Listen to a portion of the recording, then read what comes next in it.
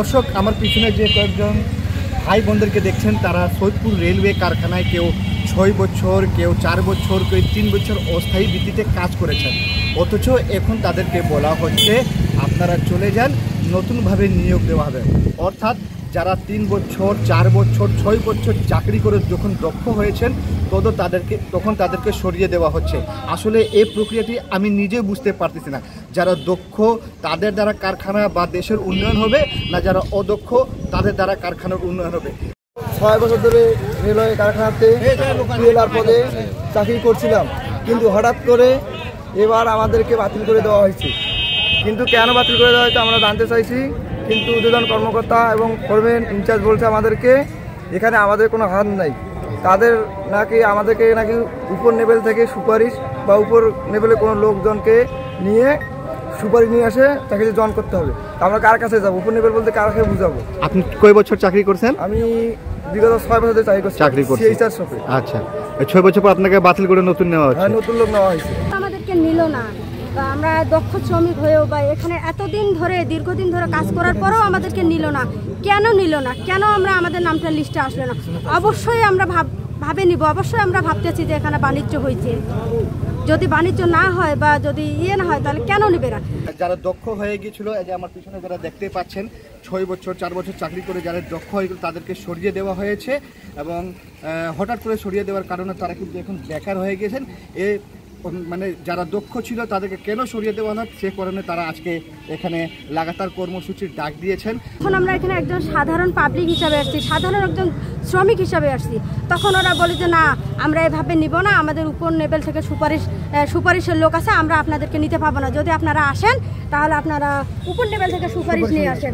যখন আমরা উপর লেভেল থেকে সুপারিশ নিয়ে আসি, যখন যখন তত্ত্বাবধায়ক সরকার আসছে, যখন আমরা গেছি ওখানে সুপারিশ চাকরি নেওয়ার জন্য, যে স্যার আমরা এতদিন থেকে চাকরি করতেছি, আমাদের ফ্যামিলি এটাতেই বাঁচে, এটাতেই আমরা আছি, আমরা এটার উপর নির্ভরশীল, তা আমাদের একটু সুপারিশ করেন, দেখেন স্যার আমাদের প্রতি একটু। তখন আমাদেরকে বলে যে এখানে তো উপর লেভেল থেকে লোক নেওয়া হচ্ছে, আমরা তো এভাবে নিতে পারবো না, তোমরা উপর লেভেল থেকে তোমরা সুপারিশ নিয়ে আসো। এখন উপর লেভেল বলতে কাকে বোঝাচ্ছে ওনারা? এখন এই কথাটা কে বলছে? এই কথাটা কে বলছে? এই যে আপনার এখানকার যে ফোরম্যান আছে বা এখানকার যে আপনার DSWM যে আমাদের দপ্তরের যে লোক আছে, এরাই বলবে, সবাই যার কাছে দেয় তাকে বলে। আবার আমাদের যে মমিনুল স্যার আছে, এই যে আমরা 2 জন ছিলাম, আমরা 2 জনে তার কাছে গেছিলাম যে স্যার আমরা 2 জনে খুব অসহায় মেয়ে, আমাদের একটু দেখেন, আমরা এটার উপরে নির্ভরশীল।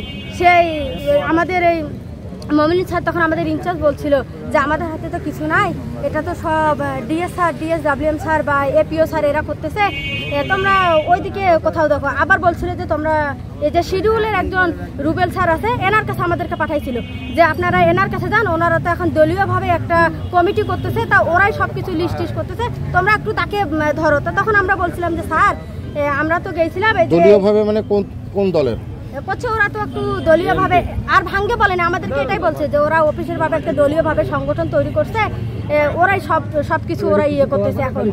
তা তখন আমরা আসছিলাম, তা আমি বলছিলাম যে স্যার আপনার এখানে আসার আগে আপনি তো আমাদের ফোরম্যান, তাহলে আপনি আমাদেরকে অন্য ফোরম্যানের কাছে পাঠাবেন কেন? তা আমরা তারপরও তাকে ফোন করছিলাম, বলছিলাম, উনি আমাদেরকে বলছিল যে এখানে তো আমাদের কোনো এখতিয়ার নাই, আমাদের তো কোনো দক্ষতা নেই, আমরা এটা করতে পারবো না। তারপর উনি বলার পরে আমরা আবার রুবেল স্যারের কাছে আসছিলাম, শিডিউলের ইনচার্জের কাছে। তখন উনি আমাদেরকে বলতেছে যে আমাদের তো এখানে কোনো কিছু করার নাই, তোমরা যদি চাকরি করো বা তোমরা যদি এখানে আসে চাকরি করো তাহলে আমাদের কোনো সমস্যা আছে, তোমরা দেখো তোমরা কিভাবে ঢুকবা। আমি বলছিলাম যে স্যার আমাদের মমিনুল স্যার তো বললো আপনাদের কাছে সবকিছু, একটু স্যার আমাদের দেখেন, আমাদের তো আমরা তো এখানে চাকরি করছিলাম, সে সুবাদে তো আমরা চাকরিটা পাই, তা স্যার একটু দেখেন আমাদের প্রতি। না আমাদের কাছে কোনো কিছু নেই, আমাদেরকে এভাবে বলে আমাদেরকে করে দিছে।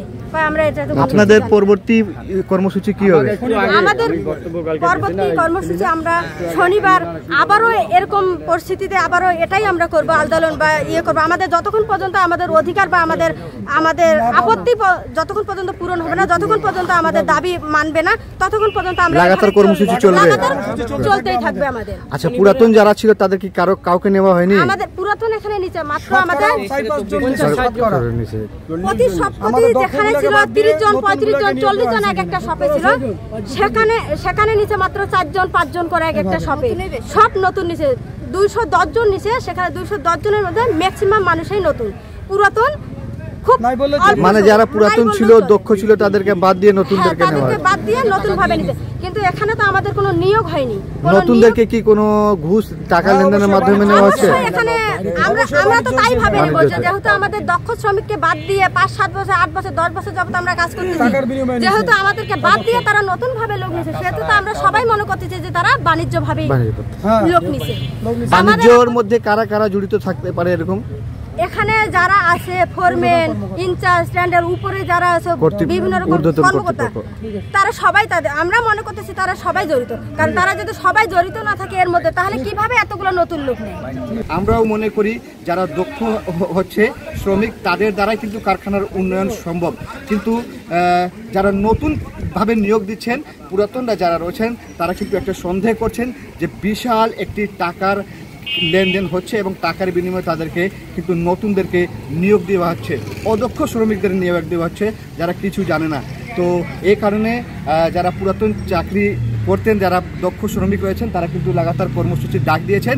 এই কর্মসূচি এই সমস্যার সমাধান না হওয়া পর্যন্ত তারা এই কর্মসূচি চালিয়ে যাবেন এবং আগামী শনিবারও কিন্তু তারা বৃহত্তর আন্দোলনের ডাক দিয়েছেন যে পুরাতনদেরকে কেন বাদ দেওয়া হলো এবং অদক্ষ শ্রমিকদের টাকার বিনিময়ে কেন নিয়োগ